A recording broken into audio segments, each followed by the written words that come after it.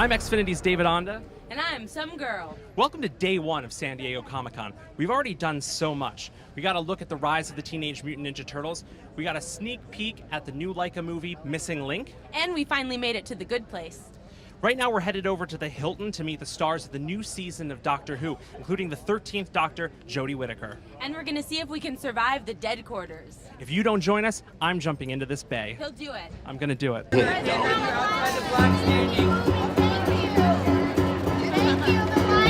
Jim Steranko was one of the early people in Comic-Con history, and he designed the logo, the eyeball. I guess his most famous covers are from Nick Fury, Agent of S.H.I.E.L.D. in 1968. It was a comic book that Stan Lee was just going to throw away, and he said to Jim, "Do what you will, have fun with it." And he did, and he resurrected that comic. This is Andy Loud, everybody. Say hello. Hi. Folks at home. I am here at Comic-Con. Yes.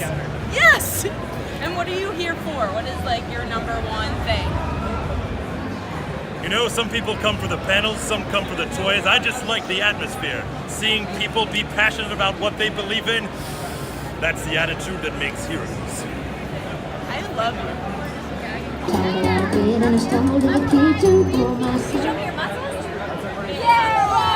Hi, I'm Xfinity's David Onda, and I am here with Eric Bauza, star of the new Nickelodeon series, Rise of the Teenage Mutant Ninja Turtles. Eric, where are we today? I believe, if you look closely, we are inside of the lair. That's not my real voice, but I've been driving for 3 hours in traffic to be here with you guys. I guess we are in the lair. If you look around, there's some pretty fantastic things. There's some plans for the new turtle vehicle over there, very top secret kind of stuff. I'm sure we'll cut away to that, the magic of editing. Right. But yes, how are you guys? I'm good, thanks. Thanks for doing this today. Tell me a little bit about this new series, Rise of the Teenage Mutant Ninja Turtles. Well, Rise, in the title already, there's a little hint that this could be somewhat of a prequel series to the existing universe that we know of the TMNT. Yet bringing so many familiar elements to characters that we know and love.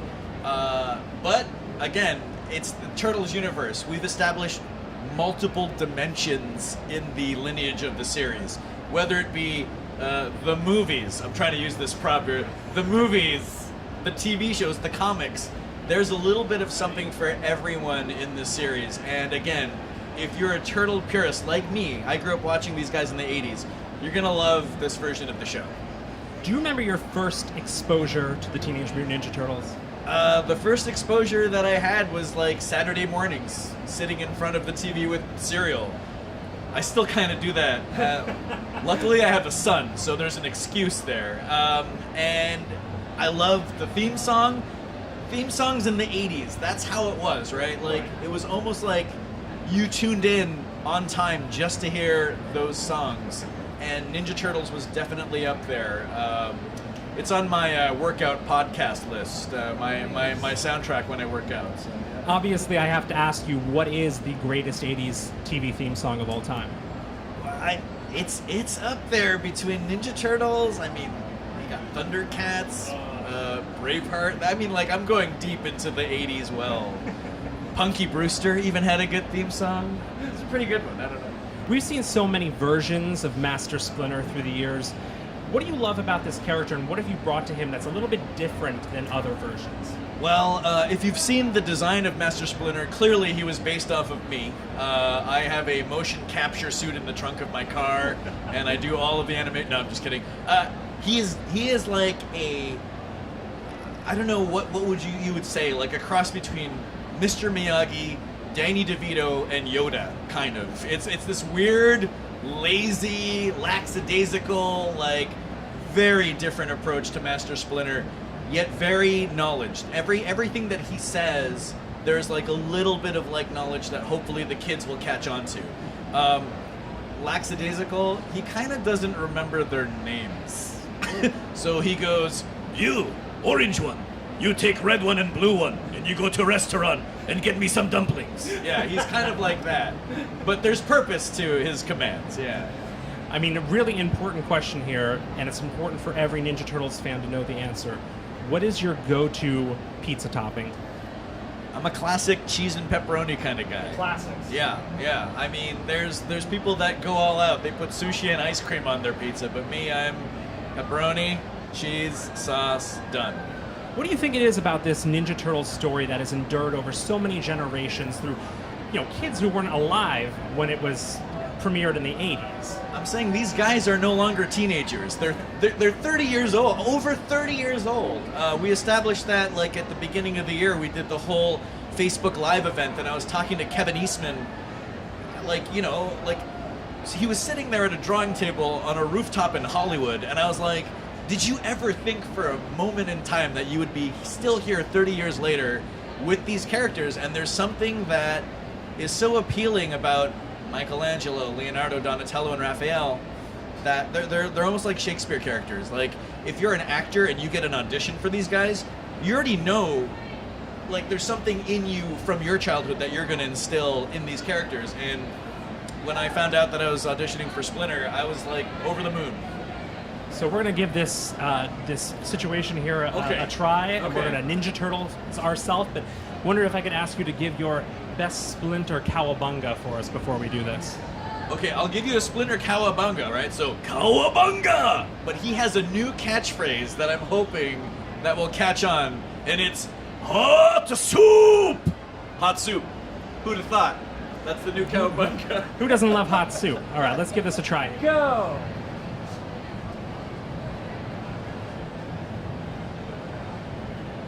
It's processing.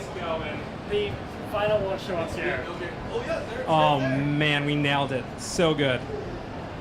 And here we are again. Thanks so much for taking the time. Absolutely. I really guys. appreciate Thank you. it. So thank you guys so very much, and enjoy the rest of your con. And you can say Comic-Con into your X1 voice remote and watch Rise of the Teenage Mutant Ninja Turtles this week. Thanks. Pour myself a cup of ambition and your instruction try to come alive. Hi guys, we're here at Comic-Con with Janet and Bad Janet, also known as Anna and Annalisa. Oh, okay. So that's awesome. And you guys are obviously here for The Good Place, but what else are you trying to see? I would love to see Doctor Who panel. Doctor I think Who that's panel. awesome. Absolutely. Brooklyn Nine-Nine is Brooklyn mine. Nine-Nine. Yeah. Cool. So you guys are pumped. You're going to be here all 3 days? Yep, whole time. Okay, Yeah. cool. Exciting. Maybe we'll see you again. Thank you guys for talking to us. And enjoy the con. Okay, bye guys. Thank you. Shouting, blood starts pumping. Out on the street, the traffic starts jumping with folks like me. Hi, I'm Xfinity's David Onda, and I'm here with Brad Schiff from Leica. Brad, where are we right now? We are in Leica Live here down at San Diego Comic-Con. This is pretty amazing. What are we standing in front of here? So, have you seen Kubo and the Two Strings? Of course. So this is one of the Kubo sets. So what we're doing is we're recreating a scene that we shot in the film, and we've got our puppet, running rigs, real set from the movie, and we're giving animation demos on how we create performances in our films. I'm sure one of the questions you get asked the most is, or comments you get the most is, I didn't realize the sets were so big. Yeah, nobody really understands the scale, and this is just a piece of it. So at the studio, the Market Square was like 30 feet long, so it's even bigger than this, and we use a lot of visual effects now. Our films are hybrids of stop motion and CG, so we can take this set, and we've got our VFX department can have green screen set extensions, which you can see going on over here on this monitor, and we can make the worlds bigger. We're not limited to the tabletop anymore. So you worked on Kubo and the Two Strings. Which other films from Leica did you work on? All of them. I worked on Coraline, and then I jumped in as the animation supervisor on Paranorman, Box Trolls, Kubo, and the upcoming Missing Link. Wow. Tell me about the Missing Link. I don't know What can you tell I me? don't know what I can say about it right now. I don't know what I can say about it, except it's an adventure. It's an adventure story, a buddy film between I don't know, how would you describe it? I'm not going to say anything about it. You're going to make a mistake. I don't know what I can say and what I can't say. Fair enough. So what is the hardest part of your job when you're making a movie like this? I mean, all these films, it's an arduous task to make these things. The pace is glacial. It's very slow. animators shoot 4 seconds a week. So it's incredibly tedious. Like a character like Kubo here, he has all these strands of hair that are being manipulated with tweezers, one frame at a time. You've got the cloth that you have to move, that you have to manipulate one frame at a time, and it takes a long time. Yeah. It's a monumental task, and we've had an incredible team of animators who can animate so naturally that you forget that you're watching puppets, and it's incredibly rewarding, but it's a lot of work. Yeah. Well, you were nominated for an Oscar. Yes, that's right. Yeah, I was nominated for a VFX Oscar with three other co-workers for Kubo and the Two Strings. Wow. What is the Laika movie that made you cry the most? Do you cry at all watching them back? I do. You know what? I've loved, as I've gotten older, I've really come to embrace the crying at movies. And if I start as a kid, I never wanted to cry, but as I get older, I just I let it go. And Kubo, you're so intimate with these projects that it's sometimes I think it's odd that you actually do cry because you know it so well. Right. But Kubo really pulled those strings, and at the end of the film, actually multiple times in the film, I caught myself crying. I think Kubo is clearly easily the most emotional film in the movie. Having been at Laika for as long as you have, how has the process of making a movie changed from the first movie you made to the latest movie you're making? Well, I mean, it's really cool because we're really witnessing the evolution of an art form right now with stop motion. 20 years ago, people thought the art form was dead. It was the computer's going to take over stop motion, and it's been the opposite. There's we see this not just a revival, but just in what people are what we're capable of, and what the animators can do now. Using video reference and the type of rigging, we're able to get performances that are so natural and so believable that like I mentioned before, you forget that you're watching a puppet, and that's so cool. And we just keep getting better. Missing Link is just tops what we did on Kubo, and I expect I don't expect nothing less than the same on film 6. Tell me all the ways the Missing Link tops the other movies, and go. And what is the movie that made you want to be an artist and make movies like this? Oh my gosh, it probably goes back to being a kid and watching Ray Harryhausen movies. And strangely, everybody will say, it was 7 Voyages of Sinbad or Jason and the Argonauts. But for me, I don't remember those when I was a kid. And for me, it was Clash of the Titans. Oh, of course. And I don't know if I really even understood stop motion. I just thought it was really cool. And then I was inspired, clearly, I always gravitated to the Christmas, the Rankin and Bass Christmas specials, and then Will Vinton's, the California Raisins, and and the Christmas, the claymation Christmas specials, and all that kind of stuff. Those were the things that really sort of got my creative juices going and made me want to do stop motion. I have Will Vinton's Christmas special on DVD. It's my most cherished, rare, obscure DVD. It's my favorite thing. I can't believe you just mentioned it. That's awesome. But this Laika was born out of Will Vinton's, the work he did, wasn't it? That's right, yeah. So Laika, Will Vinton Studios evolved into Laika. So they rebranded back in 2006, I believe. And and here we are 5 films later. Amazing. So much better than those California Raisins, right?